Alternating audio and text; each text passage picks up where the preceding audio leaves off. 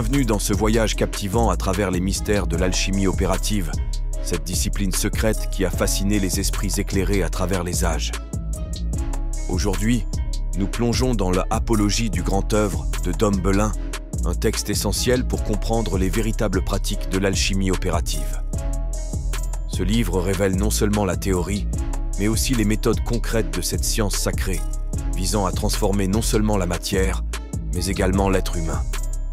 L'alchimie opérative, contrairement à l'alchimie purement spéculative ou philosophique, se concentre sur la manipulation réelle des éléments matériels pour accomplir des transmutations.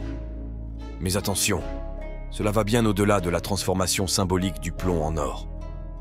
Dom Belin nous montre que la véritable quête de l'alchimiste opératif est celle de la purification de la matière première, et par extension, de l'âme humaine elle-même. À travers cette œuvre magistrale, vous découvrirez les procédés mystérieux utilisés par les anciens alchimistes, l'art de la distillation, de la sublimation et de la coagulation, autant d'étapes précises dans la fabrication de la pierre philosophale. Ces processus chimiques, loin d'être de simples expériences de laboratoire, sont intimement liés à une transformation intérieure. Ils symbolisent le cheminement spirituel de l'alchimiste, qui cherche à unifier l'esprit et la matière, à maîtriser les forces de la nature et à se rapprocher du divin. Dom Belin insiste sur l'importance de la pratique, car l'alchimie opérative n'est pas une simple théorie abstraite. C'est une science vécue, où l'alchimiste agit sur les éléments, et, en retour, les éléments agissent sur lui. Chaque manipulation dans le laboratoire est une projection de la transformation intérieure que l'alchimiste doit opérer en lui-même. Ce texte va bien au-delà des simples métaphores, il est un véritable guide pratique pour ceux qui désirent pénétrer les arcanes de la matière et atteindre l'illumination par l'art de l'alchimie opérative. Alors, préparez-vous à découvrir les secrets du laboratoire alchimique et à vous initier au mystère du grand œuvre, où la quête de la pierre philosophale n'est que le reflet de la transformation spirituelle ultime. Apologie du grand œuvre, ou élixir des philosophes dit vulgairement pierre philosophale, de Dom Belin. Avant-propos. Puisque l'ignorance et le mensonge combattent plus fortement que jamais les belles vérités, qu'on ne s'étonne pas si mon zèle s'allume davantage pour leur défense. C'est un sort donné à la nature d'être persécutée en ses plus beaux ouvrages, et à l'art d'être blâmé en ses plus riches entreprises. Il semble que le temps qui termine les maux les plus invétérés, au lieu de le lever, lui donne tous les jours de nouvelles forces, et qu'augmentant le nombre des ignorants, il accroît aussi les rigueurs de ses effets pernicieux.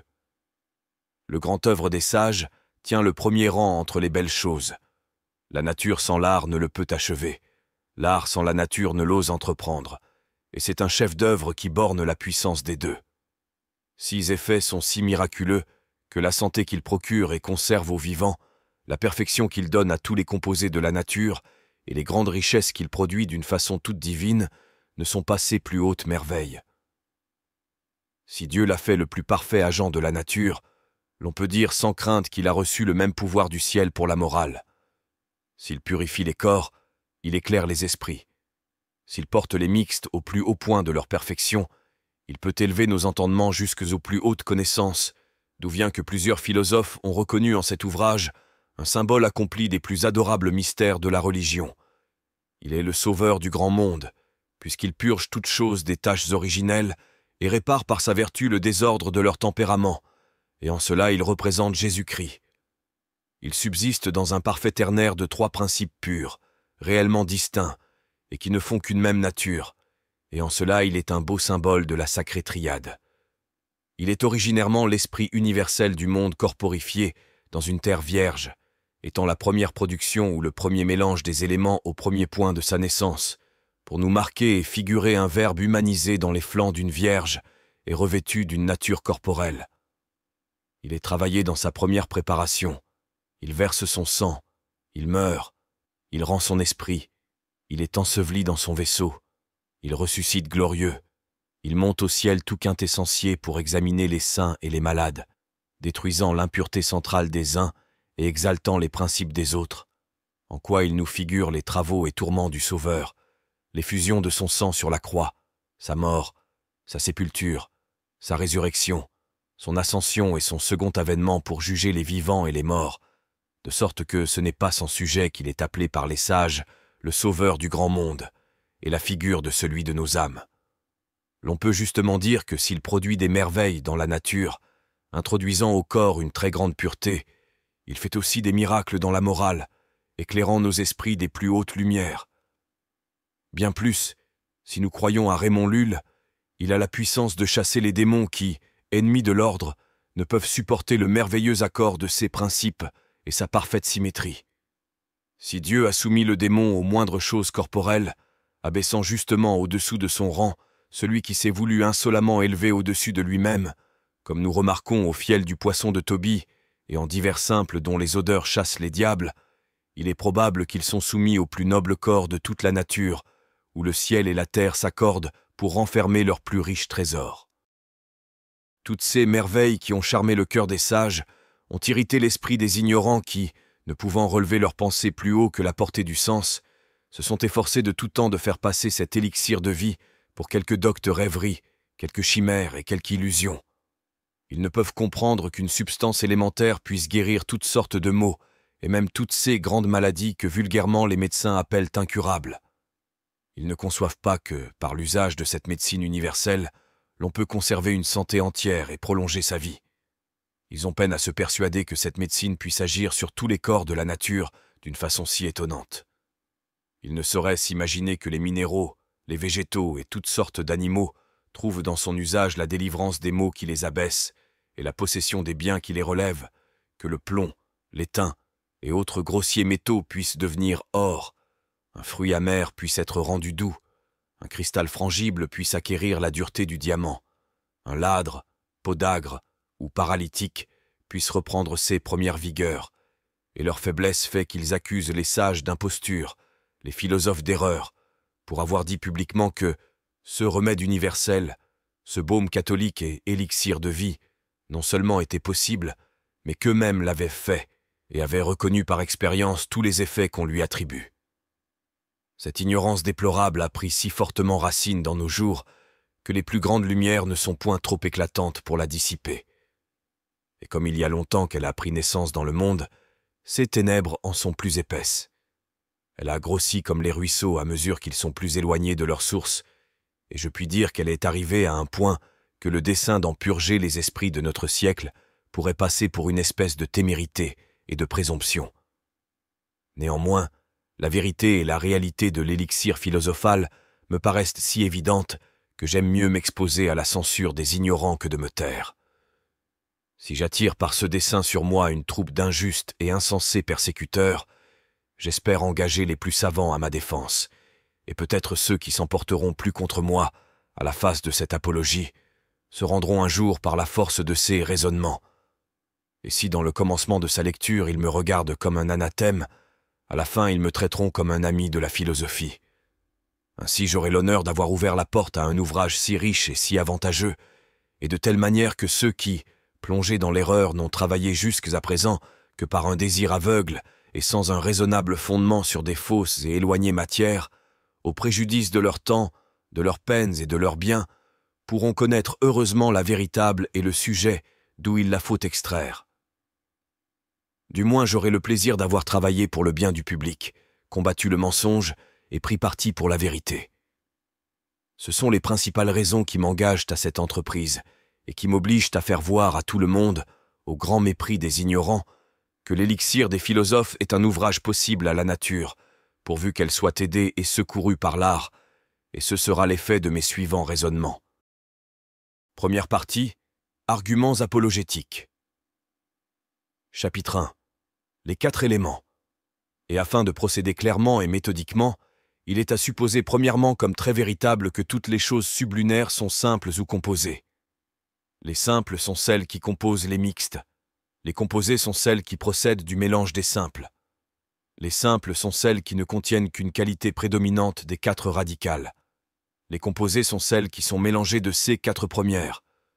Ces substances simples s'appellent éléments, parce qu'elles sont les principes premiers dont tout le reste est composé.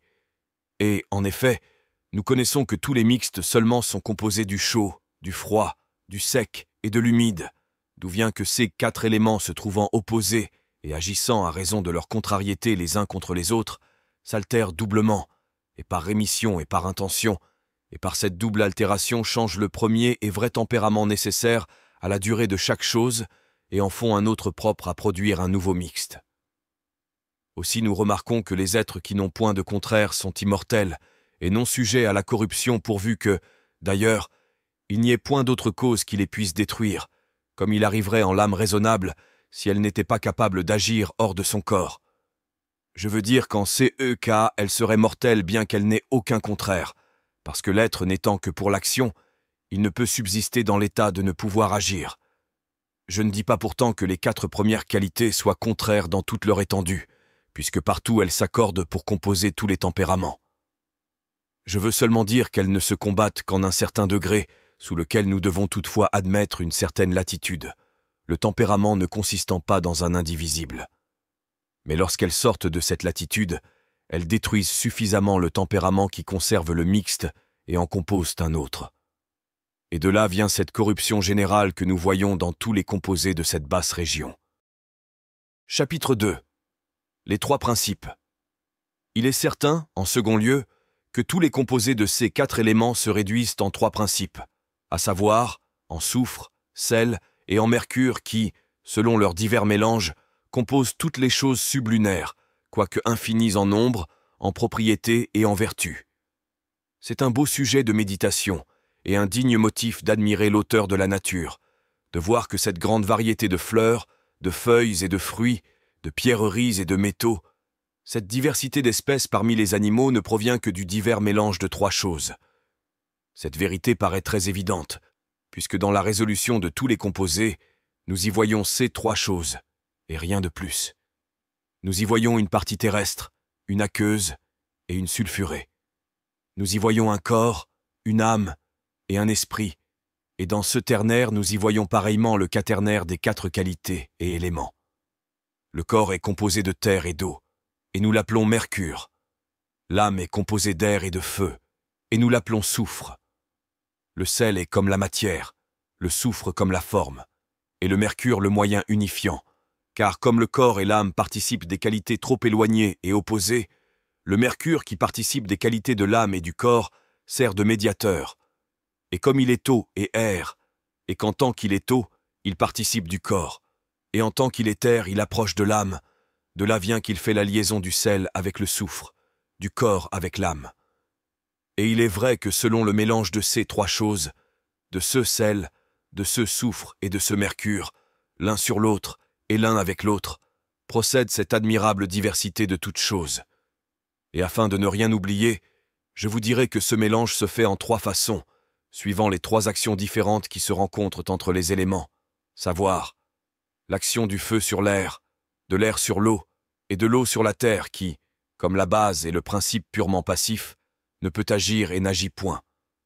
L'action du feu sur l'air fait le soufre, l'action de l'air sur l'eau fait le mercure, et l'action de l'eau sur la terre fait le sel. Et parce qu'il n'y a que ces 3 sortes d'actions entre les éléments, il n'y peut avoir que ces 3 choses dans tous les composés de la nature inférieure. C'est pour cela aussi que nous voyons que tous les mixtes d'ici-bas ne se conservent, nourrissent et entretiennent que par ces 3 principes, d'autant que chaque chose est nourrie, entretenue et conservée par les mêmes principes dont elle est composée. Il semble aux yeux des ignorants que tous les mixtes se nourrissent de 1000 choses différentes, mais non aux yeux des philosophes qui ne reconnaissent qu'un seul aliment pour tous les mixtes d'ici-bas. Comme ils sont composés de sel, de soufre et de mercure, ils ne se nourrissent que de sel, de soufre et de mercure. Et bien que ces 3 choses paraissent tant diversifiées, c'est que la nature mignarde ces ouvrages et les revêt diversement pour contenter les différents tempéraments de toutes choses. Elle fait comme un habile cuisinier qui d'une même chose fait des ragoûts tout différents et prépare les mêmes aliments de 1000 différentes manières. Toutes ces différentes espèces qui nous étonnent par leur diversité ne sont qu'une même chose diversement assaisonnée et mélangée. Les minéraux, les végétaux et animaux paraissent se conserver et se nourrir diversement. Ils n'ont toutefois tous qu'un même aliment composé de soufre, de sel et de mercure. La même chose qui conserve fait croître et élève les plantes, conserve et nourrit les métaux, les minéraux et animaux, et cet aliment commun est le baume de la nature, composé de ces 3 choses qui font tout, conservent tout et se trouvent partout. Il est attiré dans nos jardins par nos simples, dans nos parterres par nos fleurs, dans nos montagnes et cavernes par nos minières, et parmi les animaux, par les estomacs. Il se fait plante dans les jardins, fleurs dans les parterres, métal dans les minières et animal dans notre corps. Les plantes et les minéraux le sucent dans la terre immédiatement, et les animaux le sucent par l'entremise des plantes et des animaux mêmes. Comme les natures minérales et végétales ne sont pas si parfaites que l'animal est sensitive, elles le sucent sans préparation et moins déterminées. Mais parce que les animaux sont plus parfaits et exercent les opérations des sens, ils le sucent plus préparé, plus poussé et plus conforme à leur tempérament. Mais c'est toujours le même baume préparé diversement qui les nourrit et les conserve chacun à leur mode et suivant leur constitution. Et bien que souvent ils soient enveloppés de crasse, d'impureté, d'ordure, la vertu et chaleur naturelle de chaque chose ne laisse pas de l'attirer à soi quand elle est assez forte et sépare d'une façon toute miraculeuse toutes ces hétérogènes et étrangères enveloppes, d'où vient que nous voyons par expérience que les animaux jettent autant d'excréments en apparence qu'ils ont pris d'aliments. C'est qu'ils ne retiennent que ce baume qui est en chaque chose et qui est en très petite quantité. Ce reste n'est qu'un déguisement, une boîte, ou si vous voulez, une prison où il est enfermé. Cet aliment universel nous était figuré par la manne qui contenait toutes sortes de saveurs et qui s'accommodait au goût de tous ces peuples au désert. Nous remarquons aussi que les terres qui n'ont point de ce baume, que le vulgaire appelle sel, sont stériles et ne rapportent rien, et que tout meurt à mesure qu'il manque de ce baume. Si donc tout est conservé par ce baume fait de sel, de soufre et de mercure, et si nous découvrons ces trois choses, et rien de plus, dans les résolutions de tous les composés, c'est une marque très évidente que tout est fait et composé de ces trois choses. Chapitre 3. La matrice et le vaisseau universel de la nature. Puisque tout est composé de ces trois principes, soufre, sel et mercure, suivant, comme nous avons dit, les trois actions diverses des éléments, il faut nécessairement qu'il y ait un composé général de ces trois choses qui en procède immédiatement, parce que aussitôt que les éléments agissent les uns sur les autres, ils n'agissent pas pour porter d'abord leur mélange dans le dernier degré où la nature peut atteindre, d'autant qu'agissant sagement en tout. Ce qu'elle fait, elle marche pas à pas, et elle avance de degré en degré. Jamais elle ne saute en ses ouvrages, elle passe toujours par le milieu, et cela s'observe et se remarque en toutes les opérations qu'elle produit dans ces trois règnes. Son intention est bien d'aller au plus parfait, mais non sans passer par les milieux qui l'y conduisent. Quand elle travaille dans les minières, elle ne prétend pas faire du plomb, de l'étain, du mercure, du fer, du cuivre, ni même de l'argent, mais seulement de l'or. Mais comme elle est toujours sage et suit les mouvements de son auteur, elle n'entend pas faire de l'or d'abord et dans son premier pas. Et travaillant dans le règne des plantes, elle veut faire des simples et des arbres parfaits, mais non pas en un jour.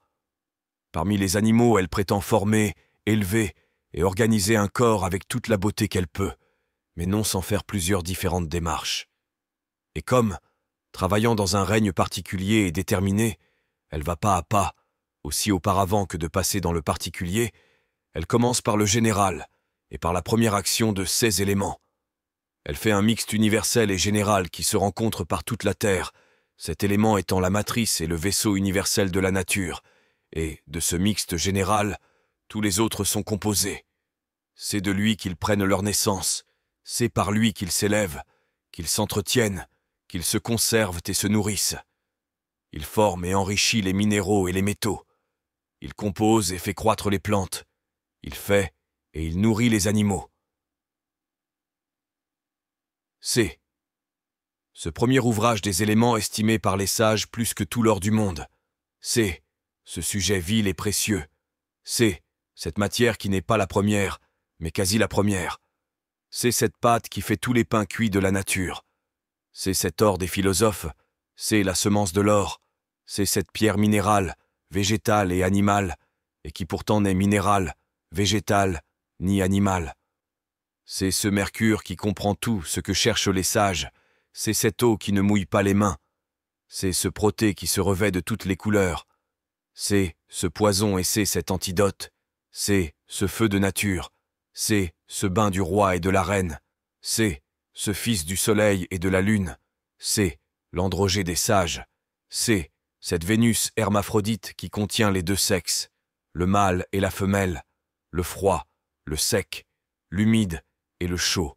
En un mot, c'est la matière et le sujet des sages. Chapitre 4. Le travail de la nature. Mais la nature a ses limites et ses bornes en toutes ses opérations, tant à raison des impuretés, des taches et des ordures qu'elle ne peut séparer dans sa composition et premier mélange des éléments en ses principes, que pour l'indisposition de la matière ou du lieu où elle travaille pour faire son mélange, et pour le défaut de la chaleur nécessaire à réitérer et pousser plus avant ces mêmes opérations. De là vient que son premier composé général est impur et moins élevé, et par conséquent ses principes restent généraux. Ce soufre général, ce mercure général et ce sel général, dont tous les mixtes particuliers sont composés, participent de la même impureté et imperfection de leur naissance. C'est une tache ou un péché originel qu'ils tirent de leur source, c'est une souillure qui vient du père et de la mère, et qui est communiquée à tous les mixtes particuliers par voie de génération. Les crasses, les fesses, les terres tréitées, sulfuréitées, les phlegmes et autres impuretés semblables, que nous voyons aux métaux imparfaits, sont des effets de ce péché. L'âpreté, l'aigreur, la crudité, les indigestions, l'immaturité et autres pareils défauts qui se remarquent aux végétaux sont des ruisseaux de cette source. Les maladies et les infirmités que les animaux souffrent sont des marques de ce venin, et il n'y a rien dans toute la nature sublunaire qui n'ait été conçu et engendré avec ce péché et cette tache originelle. L'or même, qui est le plus parfait composé d'ici-bas, n'a point été conçu sans cette tache, et la conception des plus purs n'a point été immaculée. Il est vrai que son sel, son soufre et son mercure sont les plus épurés. Toutefois, ils ne sont point exempts de certaines taches centrales, moins grossières que celles qui se rencontrent dans les autres métaux, comme il paraît par leur dissolution. De plus, il n'est pas tant élevé qu'il pourrait être, n'ayant dans le mélange et constitution de ces trois principes que le poids, la teinture et la fixation qui lui sont nécessaires et n'en pouvant communiquer aux autres. Et nous remarquons que tous les mélanges qui se font des autres métaux et minéraux avec l'or, quoique purifiés par leur ciment et autres procédés, ne sont pas des augments de cet or, mais qu'après tous ces travaux, on trouve toujours l'or au même état qu'il était auparavant, et les métaux que l'on a mélangés nullement exaltés. Nous voyons aussi que la nature demeure des centaines d'années à faire le plus beau et le plus riche de ces mixtes ou composés élémentaires. C'est à raison de ces impuretés originaires qui amortissent la force et la vigueur des actions de la nature, que celle-ci, manquant de chaleur nécessaire pour porter et pousser ses digestions au point qu'elle voudrait, est contrainte de continuer le même travail pour faire en un long temps ce qu'elle ferait en peu par des opérations plus fortes et vigoureuses. Chapitre 5. Le travail de l'art. Or, si ce mixte général, impur dans sa naissance et qui infecte tous les mixtes particuliers de son premier venin, étant leur fondement, leur nourriture et aliment, était exempt de ces impuretés et taches originelles, et si le mélange des principes qui sont sa composition était exalté en eux-mêmes et rendu plus parfait, il est certain qu'il aurait le pouvoir d'exalter, élever et perfectionner. Car si, dans sa faiblesse et dans son mélange imparfait, il fait, il nourrit, il élève et conserve tant de belles et diverses espèces au règne minéral, végétal et animal, que ne ferait-il pas si son mélange était pur et parfait? Sans doute il produirait des mixtes beaucoup plus beaux, il les nourrirait plus abondamment, les conserverait plus fortement et les élèverait plus hautement. Mais il est vrai, et personne n'en peut jamais douter, que l'art, se joignant à la nature, peut donner cette perfection et cette pureté en supplément à tous les défauts de la nature. Ce qu'il peut faire est fait premièrement quand il sépare les taches et les ordures des trois principes généraux, leur fournissant une matière, un lieu ou un vaisseau plus convenable que n'est celui où la nature opère, qui est rempli de crasses et de 1000 sortes d'immondices. Secondement, en administrant un feu plus proportionné, plus fort, et qu'il manie plus à son gré, et comme il veut, pour réitérer avantageusement et avec surcroît les mêmes opérations que la nature pratique en ses ouvrages et son mélange qui sont digestion, évaporation et distillation, purifiant les trois principes en rejetant les crasses et les parties plus grossières du sel, les aquosités superflues du mercure et les parties adductibles du soufre. L'art perfectionne le sel, le soufre et le mercure en digérant, évaporant et distillant plus fortement et plus souvent que ne peut la nature, qui, sans l'aide et le secours de l'art, est défectueuse et n'a pas assez de chaleur pour bien faire et ainsi pousser et réitérer ses opérations. Chapitre 6. La médecine universelle et l'élixir des philosophes. Si l'art et la nature, ou plutôt si la nature aidée de l'art peut faire le mixte général très parfait, il est indubitable qu'étant appliqué au mixte particulier, impur et imparfait, l'art les perfectionnera et portera leurs principes dans leur dernière pureté. Étant joint avec les métaux imparfaits, il en fera de l'or qui est le terme de la nature au genre minéral. Pareillement, il rendra les végétaux capables de produire promptement les meilleurs fruits dans leur espèce et guérira les animaux de toutes les maladies et sera la panacée, la médecine universelle à tous les mixtes et composée de la nature, parce que le bien, par inclination essentielle envers ceux qui lui est semblable et proportionné, s'y joint et s'y attache et partant, le très grand bien qui est dans ce mixte parfait, rencontrant dans les mixtes particuliers quelque chose de bon, il l'embrasse et s'y unit étroitement. Et ainsi, en s'unissant avec lui, il l'accroît et l'augmente. Et par raison contraire, ayant une aversion essentielle beaucoup plus forte contre le mal, il rejette tout le mal qu'il rencontre dans les mixtes, et, par conséquent, il purifie, il perfectionne, il exalte, il conserve, il guérit tous les sujets où il est appliqué suffisamment et comme il faut. C'est sur ces fondements que se sont appuyés tous les philosophes quand ils ont attribué tant de merveilles à leur élixir, quand ils ont dit qu'étant appliqué à l'or, il exaltait sa teinture et sa fixation avec exubérance, en sorte qu'il en pouvait communiquer abondamment aux métaux imparfaits, qu'en en jetant un grain ou environ dans de l'eau et en arrosant toutes sortes de plantes, il les faisait produire en peu de temps leurs meilleurs fruits, et même au plus fort de l'hiver, qu'étant bu dans les liqueurs convenables aux maladies du corps humain, il guérissait très promptement, rompait le calcul, nettoyait la lèpre, apaisait les gouttes, purifiait le sang, confortait la chaleur naturelle, réparait l'humide radical, chassait l'intempérie, et en un mot, donnait la santé, la force et toute la vigueur que l'animal pourrait avoir. Qu'étant joint au verre, il le rendait très malléable, au cristal, qu'il en faisait un diamant, au tin, qu'il l'embellissait merveilleusement, aux pierreries, qu'il augmentait leur dureté, leur brillant, leur couleur, leur beauté et leur prix. Ce n'est pas aussi sans raison qu'ils ont dit que cet élixir se pouvait multiplier en quantité et en vertu jusqu'à l'infini, puisque tant plus qu'il se fait de digestion d'un sujet, de distillation et d'évaporation, tant plus il se dépure et il s'exalte. Et l'art peut répéter ces trois opérations autant qu'il veut. Il peut aussi administrer plusieurs fois les principes qui le composent, et qui, partant, le multiplient. C'est sur ces mêmes fondements que je m'appuie pour fermer la bouche à nos ignorants présomptueux qui osent entrer en compromis avec les sages du temps et de l'Antiquité et pensent triompher de la vérité par des raisons frivoles qu'ils opposent aux principes inébranlables et assurés de la philosophie. Qu'ils ne se mettent pas de nouveau en colère si j'appelle frivoles et légères leurs plus fortes objections.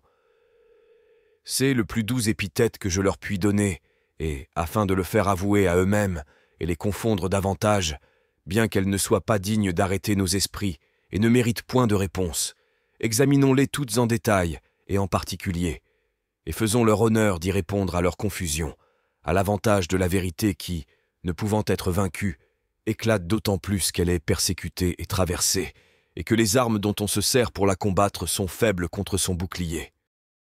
Deuxième partie. Réponse aux objections. Première objection.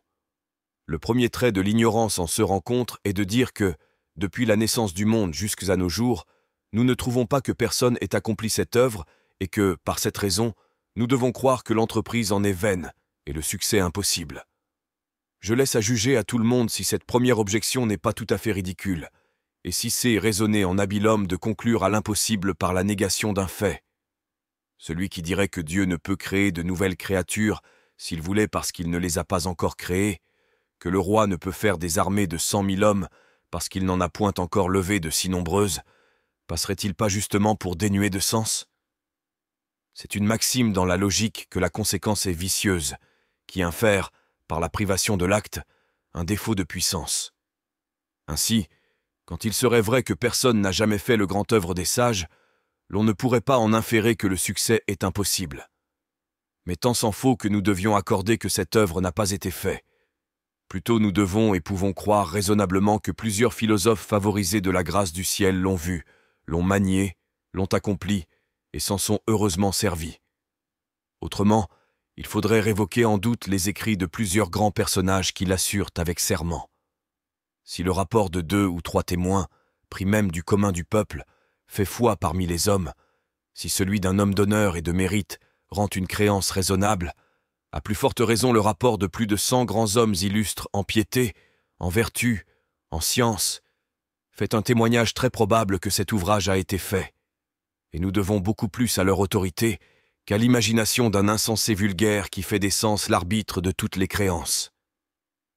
Le grand Hermès, appelé Mercure Trismégiste, qui a eu toute la connaissance de la nature, qui même s'est élevé jusqu'à découvrir quelques rayons du mystère ineffable de la sacrée triade, Pythagore, Socrate, Platon, Aristote, Salomon, Khalid, roi des Égyptiens, Guébert, roi des Arabes, Maurienus romain entre les anciens, Artephius, Sinésius, Raymond Lulle, Arnaud de Villeneuve, Bernard, comte de Trevisan, Roger Bacon, Basile Valentin et tant d'autres personnages marqués au meilleur coin de tous les siècles, qui assurent tous non seulement que cette œuvre est possible, mais qu'ils l'ont achevée et parfait, et qui en ont usé pour leur santé, ont vécu plus longtemps que le commun des hommes, et en ont assisté leurs prochains.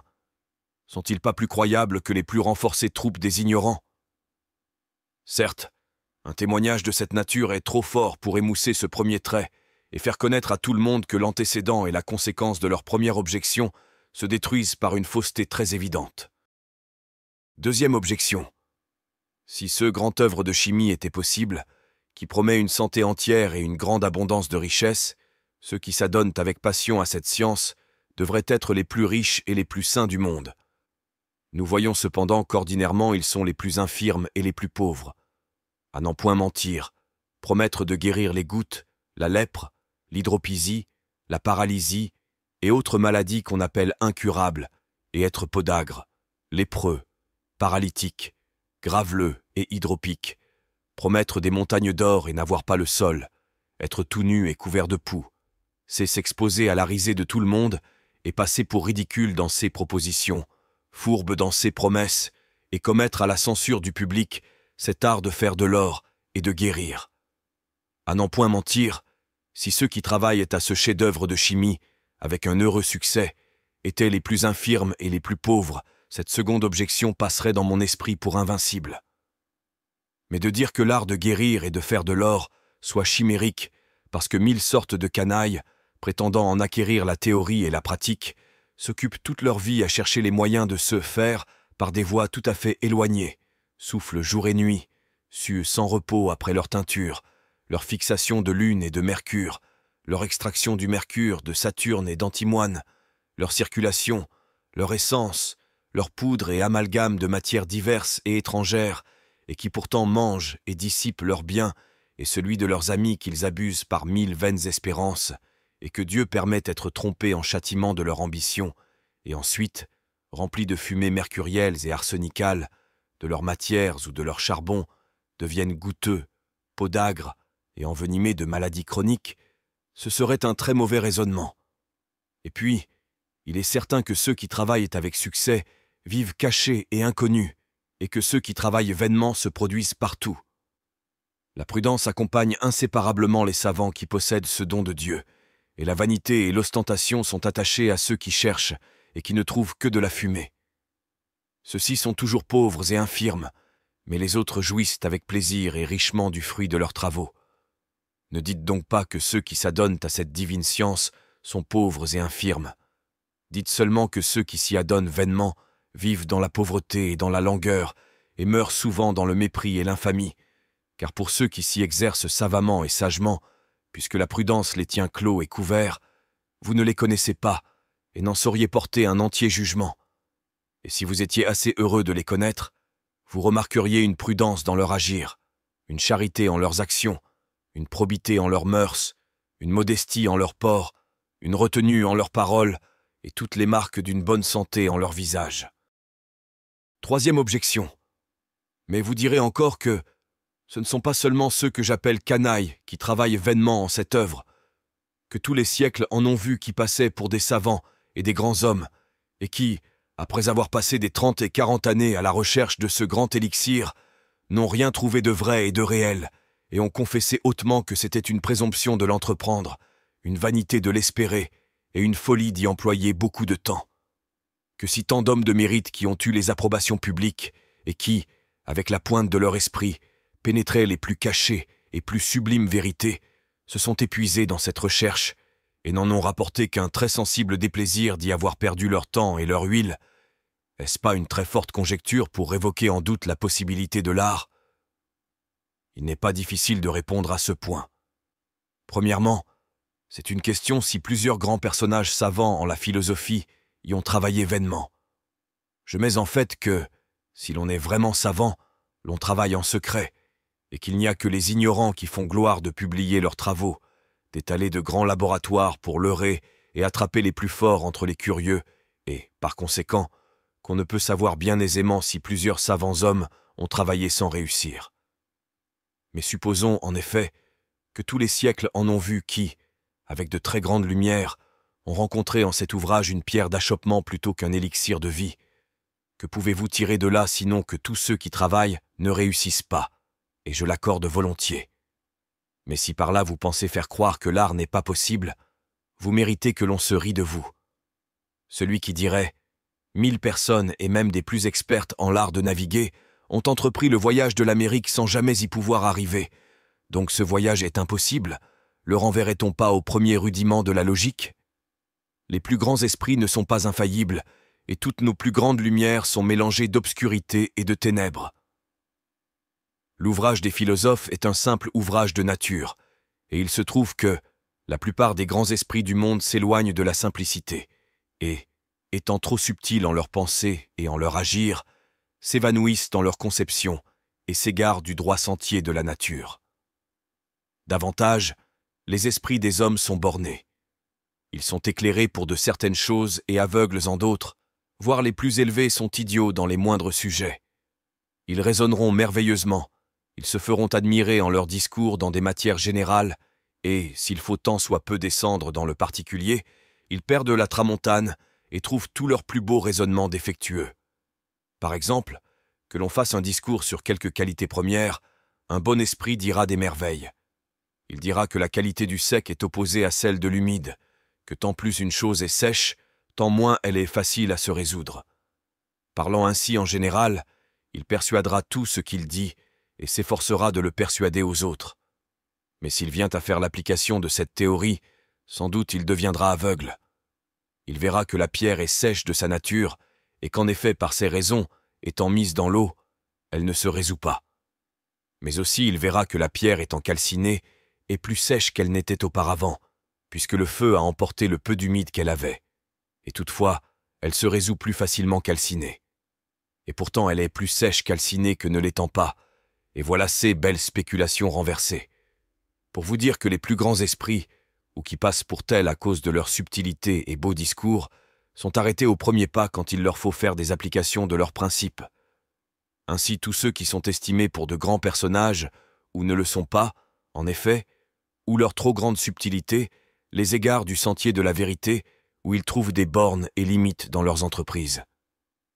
Ainsi, ce ne serait pas grande merveille si plusieurs de ces hommes que l'on appelle grands avaient entrepris cet élixir de vie et n'avaient pas bien réussi, mais ce ne serait pas aussi un raisonnable fondement pour renverser sa possibilité. Quatrième objection. D'où vient donc que cette occupation est blâmée de tout le monde, et même des plus sages? D'où vient que d'être fou ou fourbe et chercher la pierre philosophale, c'est une même chose au sentiment du public?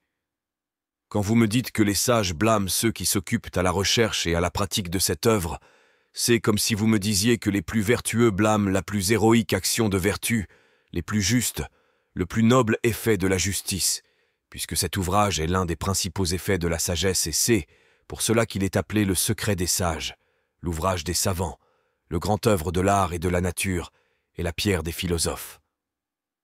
Si vous disiez que ceux qui passent pour sages et qui ne le sont pas n'approuvent pas cette occupation, j'en demeurerais d'accord avec vous, mais ce serait un faible motif pour la condamner.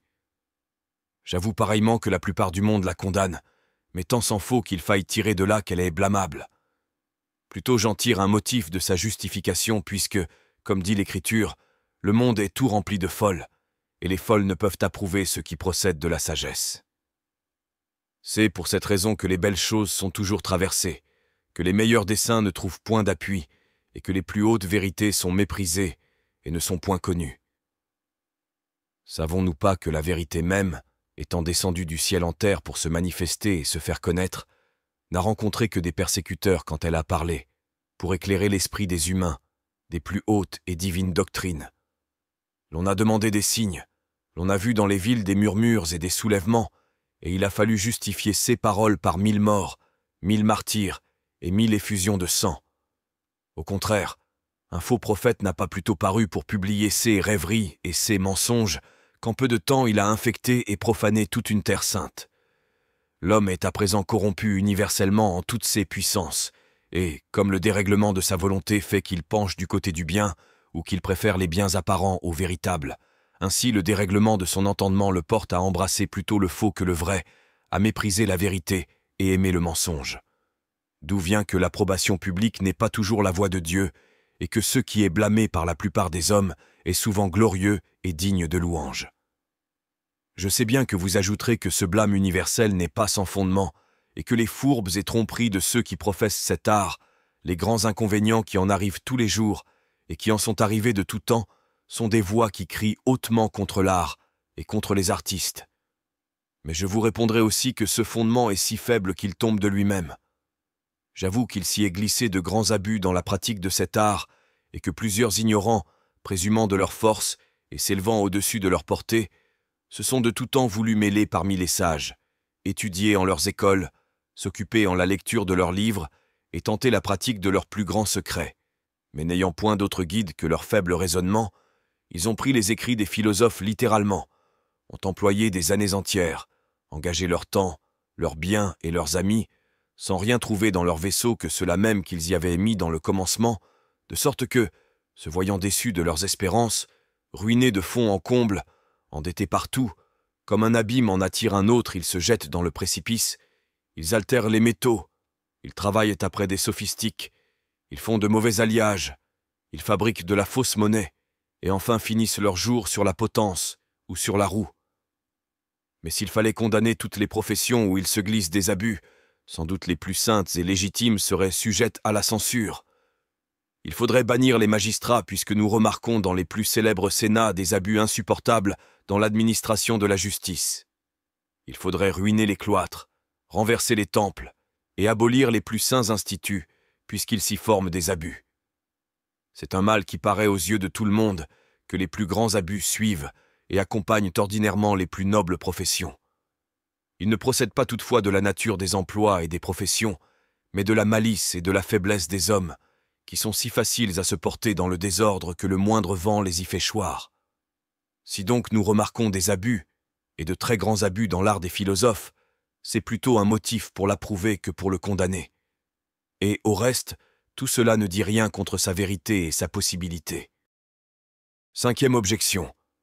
Il n'y a point d'apparence que tous les composés de l'univers, presque infinis en nombre, qui sont remplis de 1000 impuretés, sujets à 1000 sortes de différentes maladies, souillés de 1000 taches, puissent être guéris, purifiés et nettoyés par un seul remède.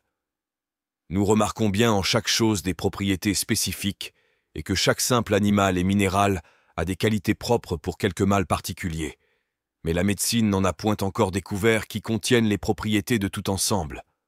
Elle dit bien que la rhubarbe purge la bile, l'agaric, la pituite, que la chicorée est spécifique pour les maladies du foie, l'aminium solis pour le calcul, la pivoine contre l'épilepsie, le rossoli pour le poumon, et attribue à tous les particuliers des qualités et des vertus particulières. Comme il appartient proprement aux médecins de savoir et juger des remèdes, s'ils n'en ont point reconnu un seul qui soit propre contre toutes les maladies imaginables tant internes qu'externes, est-ce pas une marque évidente qu'il n'y en a point, et qu'il n'y en peut avoir, et qu'il vaut mieux croire que les vertus de tous les mixtes de l'univers sont bornées que de s'imaginer que l'on en peut faire un qui les contiendra toutes? À la vérité, cette cinquième objection étant fondée sur l'apparence, Je ne m'étonne pas si elle n'a rien de vrai que l'apparence. Vous dites qu'il n'y a point d'apparence qu'un remède puisse être universel et général. Et dites-moi pourquoi vous admettrez plutôt un aliment universel qui nourrit tous les sujets de la nature élémentaire, qui est tout en tout partout et tout avec tout, qui élève le minéral, fait croître les plantes et nourrit l'animal. Toutes les choses sublunaires vivent-elles pas et se conservent-elles pas par un seul baume de nature que le vulgaire appelle sel? Si tout le monde voit et connaît évidemment cet aliment universel, pourquoi ne pourrons-nous pas dire qu'il peut y avoir pareillement un remède universel, puisqu'il n'y a rien à faire que d'exalter cet aliment et l'élever tellement par les opérations de l'art, imitant la nature, que d'aliment il devienne remède, comme nous exaltons le vin et son esprit, en sorte qu'il n'est plus une boisson ordinaire, mais un cardiaque souverain? Ainsi étant, auparavant son exaltation, un aliment universel, il sera après son élévation un remède universel, car comme il n'agit qu'en deux manières, premièrement confortant la nature, secondement introduisant un parfait tempérament en chaque chose par sa parfaite mixion d'éléments, son agir et sa vertu doivent être universels, d'autant qu'en agissant de la première manière, je veux dire en confortant la nature, il la rend vigoureuse et assez forte pour rejeter ceux qui lui est contraire de quelle façon que ce puisse être. La nature étant fortifiée, elle combat universellement tous les maux qui l'attaquent, et, quand elle est assez forte, elle est toujours victorieuse. Secondement, en agissant par l'introduction d'un parfait tempérament dans le mixte, il chasse indifféremment toutes les maladies qui corrompent le sujet où il est appliqué parce que les maladies ne consistent que dans l'intempérie, et de ces deux façons d'agir, nous colligeons très clairement une vertu universelle en ce remède. Il est le fils du soleil et de la lune, dit le grand Hermès. Il retient de la nature de son père et de sa mère, et comme le pouvoir de ces deux causes principales est universel, sa vertu pareillement est générale. Ne dites donc plus qu'il n'y a point d'apparence qu'un seul remède puisse avoir un pouvoir universel sur toutes les maladies des composés de la nature, de peur que l'on ne dise qu'il n'y a point d'apparence que vous ayez le sens commun, et, si vous n'avez point d'autre raison, rendez-vous à la force de nos raisonnements. Sixième objection. Non, l'ignorance n'est pas encore assez humiliée. Elle est vaincue, mais elle n'est pas convaincue. Il lui reste encore un trait qu'elle a gardé pour le dernier comme étant son Achille. Puisque c'est son dernier soupir, donnons-lui le loisir de la voir expirer. Elle dit enfin, après s'être bien débattue en vain, que s'il y avait une médecine universelle, partant incorruptible, l'homme se pourrait rendre immortel. Se rendant immortel, il donnerait un démenti à l'Écriture, il contredirait à saint Paul, il appellerait de l'arrêt de mort prononcé contre tous les hommes, ce qui ne peut tomber dans l'esprit d'un homme sage et d'un chrétien. Il se rendrait immortel parce que, tant que le mélange de ces trois principes, de son soufre, de son sel et de son mercure, sera parfait, il ne sera jamais malade, du moins ab intrinsèco. N'étant point malade, il ne mourra jamais. Or est-il que la médecine que nous supposons met et conserve les humeurs et les quatre qualités élémentaires dans un parfait accord? Elle entretient le parfait mélange, comme nous avons dit, de ces trois principes, soufre, sel et mercure. Ainsi elle empêche les maladies, et par conséquent, elle rend immortel ab intrinsèco. Voilà sans doute le dernier effort de l'ignorance et du mensonge contre la vérité, mais je m'assure qu'elle mourra ici comme la chandelle, en donnant quelques petits éclats particuliers. Je me persuade que c'est sur ce donjon que nos plus grands ennemis se tiennent forts et pensent remporter la victoire. Mais il les faut désabuser. Premièrement, quel inconvénient de croire qu'un homme pourrait être immortel par l'usage de quelques remèdes, si l'arbre de vie au paradis terrestre eût produit cet effet. Il n'y a pas de répugnance qu'une chose ne puisse rendre un homme immortel, cette immortalité n'étant qu'ab extrinsèco, comme parle l'école et n'étant pas à proprement parler une immortalité, de sorte que, quand même un homme ne mourrait jamais par l'usage de notre médecine, il ne laisserait pas d'être mortel ab intrinsèco, ayant en soi les éléments qui ont en eux le principe et la racine de la mortalité. Quand un homme ne rirait jamais, il ne laisserait pas pour cela d'être risible, ayant en soi le principe de risibilité. De même, quand un homme ne mourrait jamais, il serait toujours mortel, ayant la forme et le principe de mortalité.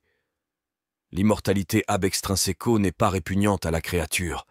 Autrement, aucune puissance extérieure, non pas même celle de Dieu, ne la pourrait conserver dans l'éternité, et il ne répugne pas pareillement qu'une créature par sa vertu puisse communiquer et produire cette immortalité.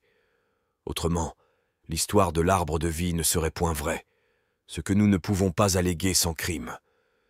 Et sans doute, si cet arbre de vie n'était pas une même chose que l'élixir des philosophes, c'était du moins quelque chose semblable. C'était un fruit qui devait nécessairement avoir les éléments parfaitement mélangés, puisqu'il devait conserver un parfait tempérament à l'homme. Et rien ne peut conserver naturellement un tempérament de cette sorte que par le moyen de la parfaite mixion d'éléments. De là vient qu'il est une médecine universelle et catholique aux animaux, aux végétaux et aux métaux, car, comme tous les composés de la nature sublunaire ne sont malades et imparfaits que par intempérie, impureté et indigestion, un parfait tempérament chassant l'impureté, l'intempérie et digérant très fortement, il est certain qu'une substance d'un parfait tempérament appliquée suffisamment, et comme il faut, doit être une médecine universelle, souveraine et efficace à tous les sujets auxquels elle est appliquée de la sorte. Et de là nous pouvons tirer en passant une raison morale. Pourquoi ce grand secret est communiqué à si peu de monde, et que de 100 000 qui le cherchent, pas un ne le trouve, de 1000 qui en acquièrent la connaissance, à peine 2 ou 3 réussissent dans la pratique. C'est qu'étant comme un arbre de vie en terre, et, partant, un des avantages de l'innocence du premier homme, le péché nous en prive ainsi que des autres bonheurs que Dieu avait attachés à cet état de gloire et de beauté. Il n'y a que les âmes choisies et regardées de Dieu d'un œil plus amoureux qui reçoivent cette grâce, qui pénètrent dans ce secret et qui l'achèvent heureusement. Les autres qui n'ont pas l'âme tout à fait épurée, ni marquée au coin de la vertu, qui ont l'ambition au cœur, la vanité dans l'esprit, qui ne considèrent ce trésor que comme un moyen d'entretenir leur luxe et leur débauche, de prendre leur plaisir déréglé, d'assouvir leur passion, et ne connaissent pas qu'il faut rapporter et rendre à Dieu ce qui vient de lui, sont empêchés et détournés par quelque chose de semblable au séraphin qui, avec un glaive de feu, est interposé à la garde de l'entrée du paradis terrestre. En effet, je suis entièrement persuadé que Dieu ne permettra jamais qu'un méchant homme, et mal intentionné, possède ce secret. Voire même quand il le posséderait, l'ayant appris ou par un ami ou par des lectures opiniâtres des philosophes, je crois fermement que jamais il ne le mettra en exécution, ou, si Dieu bénit son travail, il n'en aura jamais l'usage. Tenons pour maxime certaine que Dieu ne le révèle qu'à un homme de bien, ou afin qu'il devienne homme de bien, car je mets en fait que la connaissance et la possession de ce grand œuvre n'est pas un des moindres moyens de la grâce pour redresser un homme, d'autant que, premièrement, ayant la connaissance de cette œuvre, il connaît toute la nature qui est, comme dit l'apôtre, un échelon pour monter plus aisément à la connaissance de Dieu. Secondement, possédant ce secret, tant en effet qu'en théorie, il n'a plus rien à posséder en terre. C'est un trésor qui contient tous les autres puisqu'il donne la santé et les richesses, source de tous les autres biens que les hommes adorent. Que s'il n'a plus rien à désirer et posséder en terre, comme l'esprit de l'homme ne se trouve pas encore rempli, rien ne le pouvant remplir que Dieu, et 1 million de mondes ne suffisant pas pour remplir la capacité naturelle de notre âme, voire tant plus qu'elle connaît et possède de créatures, tant moins elle est remplie, et tant plus ces mondes qu'elle connaît sont beaux et admirables, tant moins elle est satisfaite, d'autant que la connaissance des effets et des plus beaux effets excite nos désirs pour connaître la cause de tant de beaux effets.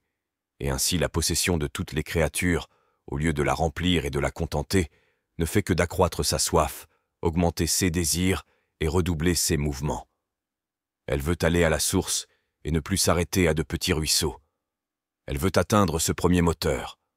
Elle méprise ses plus beaux effets, et la pierre philosophale ne lui semble plus rien. Elle veut se joindre à son premier principe. En un mot, elle cherche Dieu seul la pouvant remplir et contenter, ayant en ce secret tout ce qu'elle peut espérer et désirer en terre. Et, connaissant qu'elle est moins remplie que jamais par la raison que nous venons de dire, elle jette ses yeux du côté du ciel, de sorte que la possession de ce secret est un grand moyen à un esprit tant soit peu éclairé pour être saint et devenir homme de bien. Mais insensiblement cette digression morale me conduirait hors du sujet si je n'y prenais garde. Retournons donc à notre propos, et disons que l'élixir des philosophes, étant une substance très parfaite qui a en soi une mixion d'éléments très parfaite, et, partant, étant un second arbre de vie non pas produit par la nature comme le premier, mais par la nature aidée de l'art, il peut empêcher que l'homme ne meure, il lui pourrait donner l'immortalité ab intrinsèco, et qu'en cela il n'y a ni absurdité ni inconvénient, et par conséquent, ce n'est pas une trop forte objection contre la possibilité de l'art, quand on dit que l'homme se rendrait immortel, puisqu'il n'y aurait nul inconvénient d'accorder cette conséquence. Néanmoins, je ne l'accorde pas. Plutôt il faut dire que bien que notre élixir ait la puissance de communiquer cette immortalité dont nous avons parlé, étant appliqué suffisamment et sagement, toutefois il ne le fait pas depuis l'arrêt de mort prononcé contre tout le genre humain et signifié à notre premier père. Dieu a borné non pas son pouvoir, mais l'usage et exercice de son pouvoir, en ne permettant pas que l'artiste la pousse au plus haut degré de sa perfection, auquel seul degré elle est capable de cet effet, car il y a une latitude dans la perfection du tempérament, ou bien en n'en permettant pas l'usage aux sujets qui sont tout à fait disposés à cette exaltation, comme serait par exemple un jeune homme en l'âge de 20 ans, auquel les 3 principes sont mélangés par la nature, comme il faut, pour faire un bon tempérament, et ne sont pas encore débilités, et l'un n'est pas ni plus fort ni plus faible qu'il faut. En celui-là, notre élixir ferait des merveilles parce que, trouvant un sujet composé parfaitement en ses principes, c'est-à-dire qui a tout le soufre qu'il faut, tout le mercure et tout le sel qu'il faut, l'élixir, exaltant et perfectionnant ces 3 principes conformément au tempérament et au sujet, sans doute il immortaliserait un semblable sujet. Mais n'étant pas administré par la permission de Dieu si opportunément, ni en un sujet, ni en un âge, ni en un temps si convenable, il n'immortalise pas, mais seulement conserve la santé longtemps et prolonge la vie. Par exemple, un homme, soit jeune ou vieil, sera constitué par la nature dans un certain tempérament que le sec dominera beaucoup, ou le chaud, ou le froid, ou l'humide, où il y aura ou peu, ou trop de soufre, de sel ou de mercure, et ainsi ne sera pas d'un bon tempérament qui demande une certaine égalité dans le poids de la nature. Comme notre élixir agit conformément au sujet et à la nature des choses, les exalte et perfectionne, il exaltera le sec, le chaud, le froid et l'humide de cet homme, son soufre, son sel et son mercure, mais toujours conformément à son tempérament et à sa naturelle constitution. Il purifiera ces 3 principes, mais il n'en changera pas le tempérament. Autrement, dans son application, il pourrait changer les espèces, car comme le divers mélange de ces 3 principes fait la diversité, si l'élixir changeait le mélange qui fait un tel composé, il en ferait un autre. D'où vient qu'ayant tout reçu de la nature un certain tempérament et une singulière mixion de nos éléments, l'élixir ne fait que les purifier, les exalter et perfectionner, mais ne les change pas. Ainsi il prolongera la vie, mais ne rendra pas immortel, d'autant que, tant que cette mixion demeure, la source de l'immortalité n'est point tarie. Ce qui trompe en ce point nos ennemis est qu'ils s'imaginent que l'élixir donne un parfait tempérament absolument parlant, sans avoir égard au premier tempérament de nos naissances, et cela n'est point vrai. Autrement, étant appliqué à la graine d'une fleur, d'une tulipe ou d'une rose, il ferait quelque chose qui ne serait ni tulipe ni rose. Il perfectionne seulement les principes de la tulipe ou de la rose et donne à cette rose tout le meilleur tempérament qu'elle peut avoir suivant sa naturelle constitution. Il en faut dire le même à l'égard des hommes et des autres composés de la nature sublunaire. Vous voyez donc comme cette objection qui paraissait si forte dans son commencement n'était fondée que sur l'ignorance et le peu de lumière des ennemis de la vérité. Concluons donc en faveur de la philosophie et à la confusion de tous ces hiboux qui ne peuvent supporter la clarté des plus beaux jours, et disons que la raison publie et établit la possibilité de l'élixir philosophal, que le mensonge travaille en vain pour la détruire. S'il est possible par la nature aidée de l'art qu'on ne blâme plus désormais ces beaux esprits élevés au-dessus du commun et qui ont secoué toute la poussière de l'école, quand on saura qu'ils recherchent curieusement la connaissance de cette divine science, qu'on ne s'efforce plus de décrier ceux qui, déjà illuminés par les rayons de la sagesse, mettent la main à œuvre et prennent un innocent plaisir de voir travailler la nature. Qu'on leur donne plutôt des éloges et qu'on leur prépare des couronnes, puisqu'ils emploient leur temps pour laisser au public ce que l'art et la nature ont de plus précieux. Qu'on fasse un sage discernement des faux et des vrais philosophes, pour extirper les uns et honorer les autres. Que l'on déteste les abus qu'ont apportés dans la chimie tous ces malheureux souffleurs, circulateurs et imposteurs, mais qu'on ne laisse pas d'aimer et d'approuver cet art tout divin. Il serait à souhaiter pour le bien du prochain que l'on bannisse ces pestes du public, que l'on punisse exemplairement ceux qui leur donnent des asiles, que l'on visita souvent dans les maisons de 1000 sottement curieux qui, sous prétexte de professer la médecine qu'ils n'ont jamais apprise, et autres professions qui demandent de tenir des fourneaux, des vaisseaux et autres instruments qui peuvent trancher des deux côtés, s'échappent dans des commerces pernicieux à tout le monde et, par leur conduite criminelle, procurent aux sages, qui s'occupent innocemment, des traverses et des persécutions. L'ouvrage des sages ne demande pas de si grands laboratoires, tant de sortes d'instruments et de fourneaux. C'est un simple ouvrage de nature, ennemi de tant d'inventions, de tant d'artifices et de subtilités. Nos anciens philosophes qui ont été assez heureux pour en venir à bout ne faisaient pas tant de grimaces et n'apportaient pas tant de cérémonies. Comme ils étaient sages, ils étaient aussi amateurs de la simplicité et ennemis des trop subtils artifices. Si c'était ici de mon dessein de parler de la pratique de cette œuvre, je ferais connaître à tout le monde qu'elle est très simple et naturelle, et qu'il ne faut pas être grand chimique de la manière que l'on est à présent pour le commencer, le continuer et l'achever heureusement. Mais n'ayant entrepris que de le défendre contre ces calomniateurs, je réserverai ce dessein à une autre rencontre. Ne pensez pas pourtant que je me veuille vanter d'en avoir la pratique comme la théorie. Non, je ne vous promets pas de vous la déclarer avec toutes les opérations particulières qui supposent une expérience, mais bien de vous les dire en général, et vous faire voir suffisamment par là comme cette œuvre est simple, naturelle, et éloignée de tous les embages qui se rencontrent dans les maisons de nos souffleurs et trompeurs publics. Il est vrai qu'il faut être tout à soi, et que ce divin emploi requiert un homme tout entier, et le possède entièrement. C'est un ouvrage d'ermite, c'est l'occupation d'un solitaire, c'est l'exercice d'un homme qui connaît le monde et lui a dit un dernier adieu.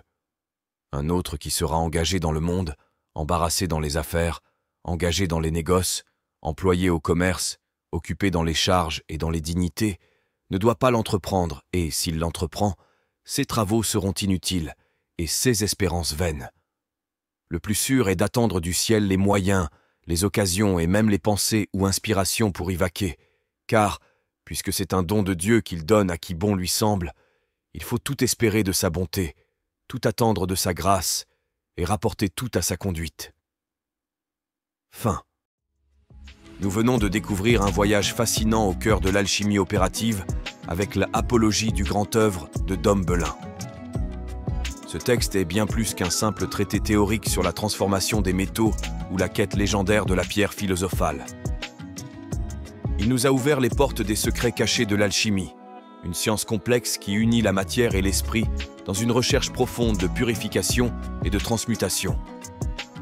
Au fil des pages, nous avons appris que l'alchimie opérative est avant tout une démarche spirituelle, où chaque étape dans le laboratoire reflète une transformation intérieure. La distillation, la sublimation, la coagulation, ces processus alchimiques ne sont pas de simples manipulations physiques, mais des symboles puissants de l'ascension spirituelle.